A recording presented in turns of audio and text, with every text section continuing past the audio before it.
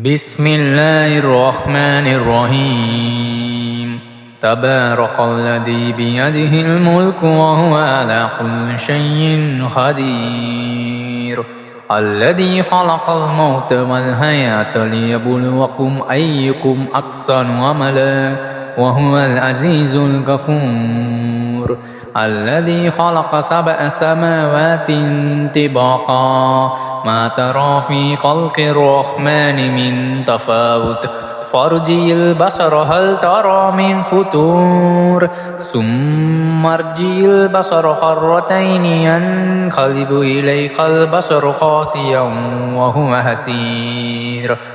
ولقد زينا السماء الدنيا بمصابيح وجعلناها رجوما للشياطين وأعتدنا لهم عذاب السعير وللذين كفروا بربهم عذاب جهنم وبئس المصير إذا ألقوا فيها سمعوا لها شهيقا وهي تفور تكاد تميز من الغيظ كلما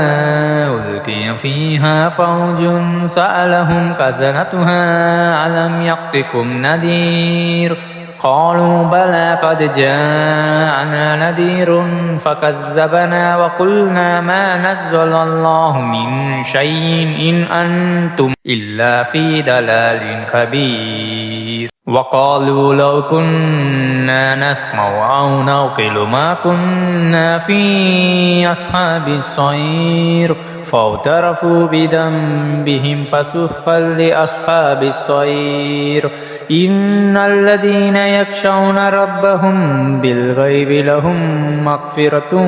وأجر كبير وأسروا قولكم أو جهروا به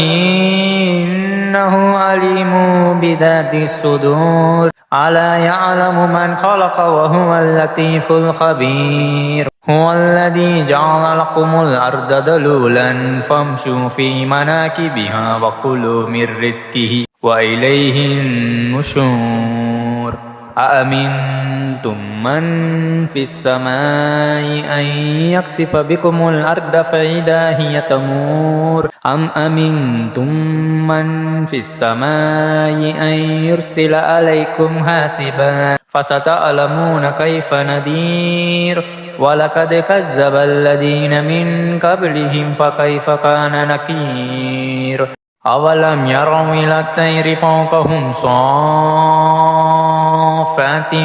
ويقبلن ما يمسكهن إلا الرحمن إنه بكل شيء بصير أمن هذا الذي هو جند لكم ينصركم من دون الرحمن إن الكافرون إلا في غرور أمن هذا الذي يرزقكم إن أمسك رزقه بل لجوا في عتو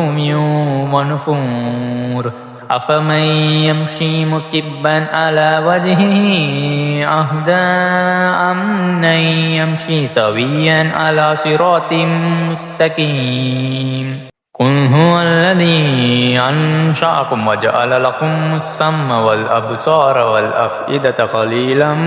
ما تشكرون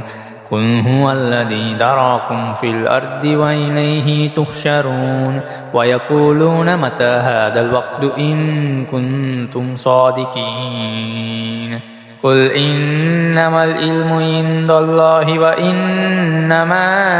أنا نذير مبين فلما رأوه زلفة سيئت وجوه الذين كفروا وقيل هذا الذي كنتم به تدعون قل أرأيتم إن أهلكني الله ومن معي أو رحمنا فمن يجير الكافرين من عذاب أليم قل هو الرحمن آمنا به وعليه توكلنا فستعلمون من هو في ضلال مبين قل أرأيتم إن أصبح ماؤكم غورا فمن يأتيكم بماء معين